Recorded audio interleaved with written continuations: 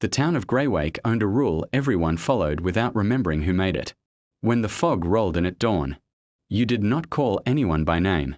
No one questioned it. Children were corrected gently. Shopkeepers fell silent mid-greeting.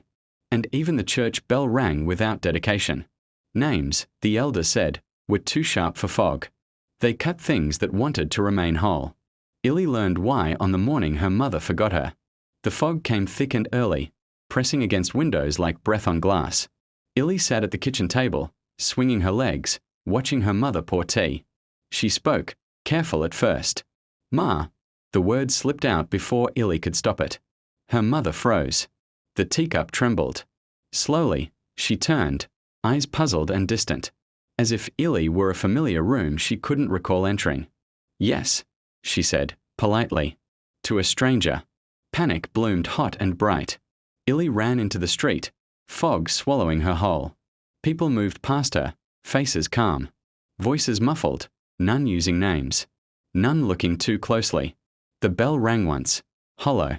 At the edge of town stood the old registry, a narrow building no one visited unless something had gone terribly wrong. Inside, shelves bent beneath ledgers filled with names written in careful ink. Some glowed faintly. Others were scratched out so hard the paper tore. The registrar was there.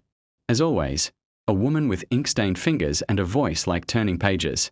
"You spoke a name in the fog," she said, not accusing, just stating fact. "It heard you."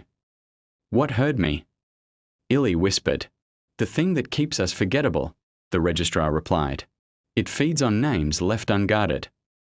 Illy's name pulsed on the page, letters dimming. Her mother's lay beside it, already fading. "There's a way," the registrar said, softer now.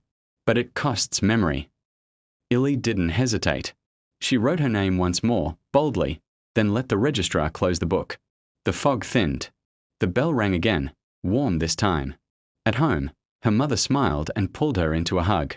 "There you are," she said, relief heavy in her voice. Years later, Illy would walk through Greywake unseen, nameless but content, guarding the silence when the fog came, making sure no one else learned. Too late what a name was worth. And the town endured, held together by all the people it could no longer properly remember.